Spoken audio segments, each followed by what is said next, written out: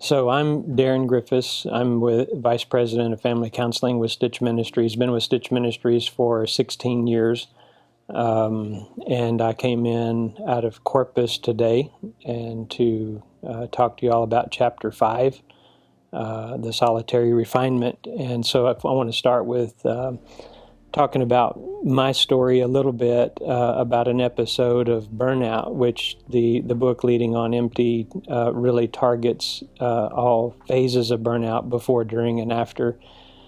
And there was a part of my life that the reason why the book resonates with me is a part of my life that I was working on a PhD program, and I didn't quite understand how to pace myself through the program, and it was a self-paced program, and so I made it all the way to the end. So I'm all but dissertation in the program, and but the reason that I got out of the program was due to anxiety and burnout.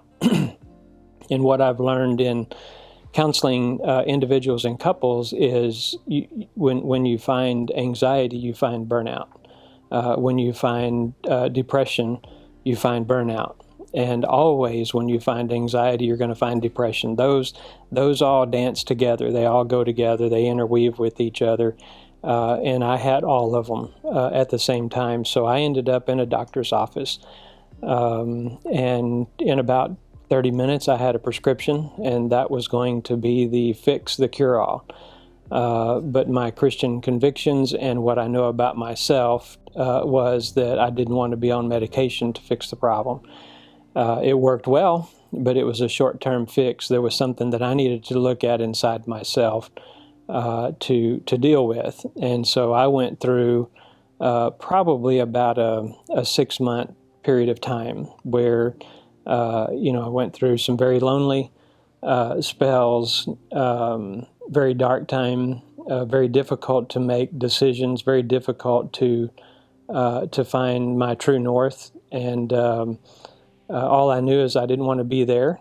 And so I had to start looking for ways to pull myself out. And so I heard about the book Leading on Empty from a pastor friend, and got the book, and the book really resonated, validated a lot of the things that I was feeling. It kind of gave me a roadmap to let me know that I wasn't the only one that this happens to, and so I was able to get set on a different course. And during that time, it was difficult to I found it was difficult to hear from God. It's kind of strange. It's almost, you hear how God is there to help, and then in that period of time, it's almost like God was silent. And I look back now, and I think God wasn't going to come in and fix the issue without me getting to a point where I could realize what the problem was. And there were several things that was happening, and I'm going to come back to some of this here in a little while. But one of the things that I remember taking me down was my own thought process, my own values and beliefs about what I was doing. And part of me felt like I didn't fit in the role. So I had these narratives playing in my head saying, you don't belong. And those really kicked a lot of the stamina out of my vision, out of my goals. And so what I did, which turned out to be the wrong thing, is I muscled up and I started pushing through with my own power. And instead of going back to look at, how was God working in this situation? How was God using this educational process to better my skills to reach out to people? And so I let myself get in the way of all of that, and that's what now that I look back, I can attribute a lot of that burnout to those thought processes. It's almost like me stepping in between me and God, and I blocked God out. So at the time, I felt like God was being very silent. And I think the reason why God was being very silent is He needed me to realize that I was in my own way, and I needed to learn to depend on God. there was a lot of validating features of what the author explained about his own trek through burnout. And some of what he did was outside the box of where I was, but I knew that I was in that same or similar neighborhood. And so one of the things, reading through chapter 5 and talking about that today, one of the things that I would encourage people to ask themselves is, I think we need to pay attention to the reasons that keep us from looking inside of ourselves. And in James chapter 1, I think it's in verse 23 or 24, it describes a man looks at himself in the mirror and walks away and forgets what he looks like. And it's kind of always been an interesting verse to me, but as I work with people and families, and then at this period of time of my own burnout, working with myself, I didn't want to look inside. And the reason I didn't want to look inside is because I didn't like what I saw. I didn't like who I was. I didn't like my character. And I basically had some good and bad areas of my own self that were tripping over each other. And so one of the things that I would encourage people to do is to just take some time and dig around inside yourself and ask yourself the question, why don't I do that? And then I would encourage people to dig around in their quietness. So in counseling, we have a thing that we encourage people to do, and that's to be mindful. And being mindful is just taking that time to just be with yourself. And a lot of times in our generation and today, we don't really like to be with ourselves. We've got podcasts, we've got cell phones that constantly ring, we've got Facebook with pictures and stories, and we've got our jobs and music playing, and there's noise all around us. When we get home, what do? Do we turn on the TV? Not necessarily to watch it. If you're at my house, we turn on the TV so where there's background noise. And I really think that is our own self-distraction, keeping us from being mindful. And the biggest part of that is I don't think that we really like to look inside of ourselves. We don't like to look inside and dig around in our quietness. And for many people, our quietness turns out to be too loud. We're noisy inside of our heads because of all the distraction that we have. And so I would encourage people to do those two things.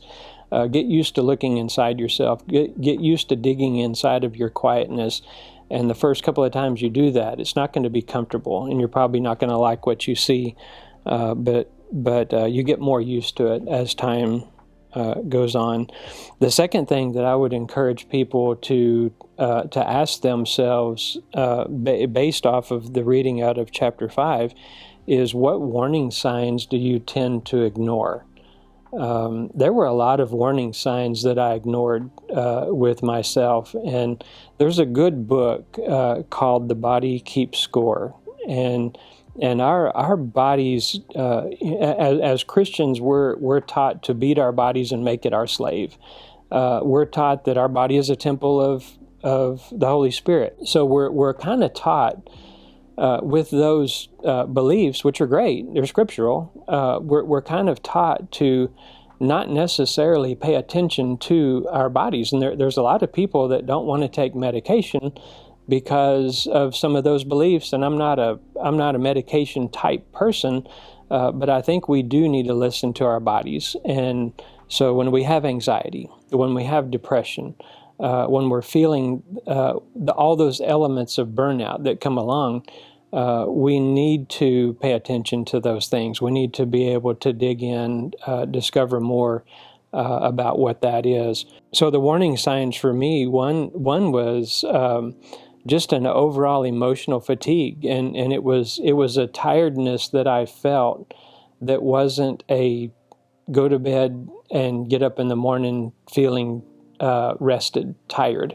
It was an emotional, heavy, dark wool blanket on a summer day, heaviness that I just felt like I couldn't get off. I couldn't sleep it off.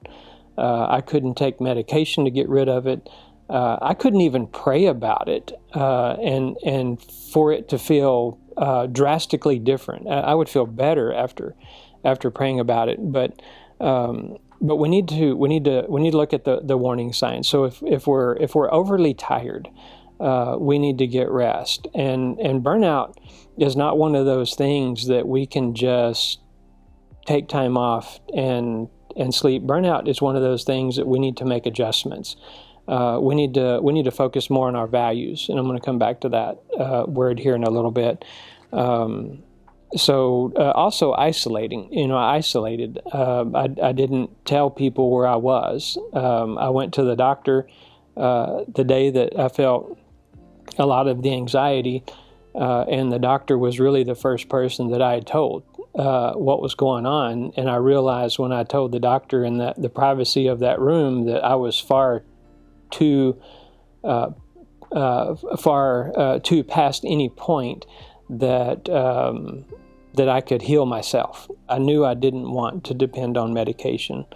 I knew enough about myself that it's not something that I needed for long term. It was certainly something that I needed for that period of time. And so one thing that I've learned to do is I've learned to pay attention to the pressure that I feel. Anxiety tends to show up in your chest area and your shoulders, and I don't know how many people are like me, but stress shows up in the back of my neck, and tension and in my shoulders. And I work with a lot of clients that it's interesting to ask, where does your stress show up? And some people it's in their back. Some people they get migraine headaches.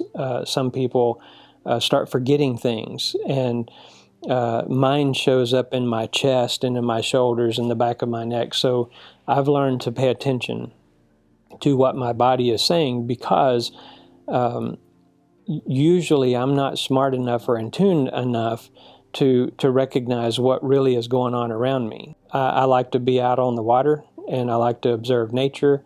It's tiring. It's a lot of work because there's a lot of cleanup to do afterwards, but there's a lot of fulfillment in that. And I would say one last thing about how to fill a bucket and how I fill my bucket is to learn something new.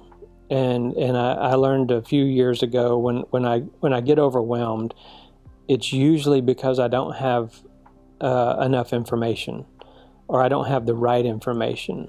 And so if I can go get training, if I can listen to a podcast, if I can talk with somebody, if I can read a book, if I can go to a conference, I feel very, very empowered after that learning experience. And so those are ways that I tend to fill my bucket.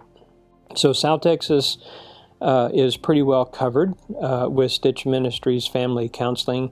Our goal really is for families in the South Texas area to not have to drive further than an hour to see one of our counselors. With COVID-19 hitting 2 years ago, all of our counseling immediately went online. And so we're still doing virtual counseling, which has been a real blessing for us and a lot of people. Is now the goal of having a counselor within an hour's drive is an immeasurable goal at this point. We can see people from anywhere in the state of Texas. And we've got plenty of clients from Dallas area, from Waco, Austin. We've had clients from the Panhandle, from El Paso. And so the virtual counseling component has really opened us up to the whole state of Texas. And all of our counselors are licensed, or they're working towards licensure, so they really can't operate outside the state of Texas. And the reason why we like licensed counselors is we like to have that reputation that these people are highly trained. We don't take people that are enthusiasts in counseling. We don't take people that just want to help somebody and sit and talk with a person. We take people that have worked a minimum of 6 years worth of education to get their master's degree, to get their state license, because we want that kind of a fingerprint on the professional skill that Stitch Ministries offers to families. And so every year we plan on seeing 30,000 counseling sessions happen across our regions. And all of that happens without charging a dime to any of our clients. It's all donation basis. We don't turn anybody away for the lack of their ability to pay.